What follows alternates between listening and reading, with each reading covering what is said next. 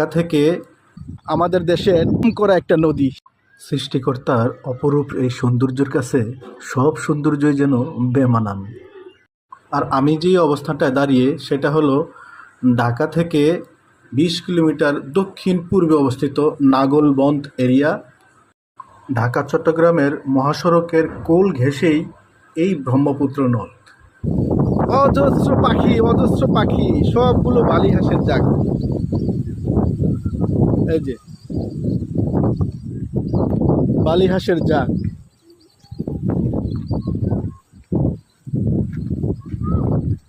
আমাদের দেশের নাম করা একটা নদী, সেটা হলো ব্রহ্মপুত্র নদী।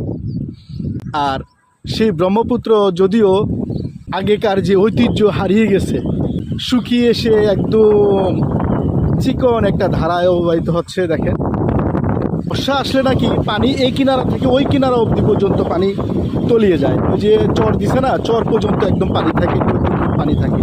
আর এখন এই মুহূর্তে চর দেখা যাচ্ছে, যেহেতু পানি নাই, শুকনো একটা মৌসুম এখন। বন্ধুরা, আমার এই ছোট্ট ভিডিওটি দেখে যদি কারো কাছে একটু বিন্দুমাত্র ভালো লেগে থাকে, অবশ্যই আপনারা লাইক দিবেন, কমেন্ট করবেন, উৎসাহিত করবেন বেশি বেশি।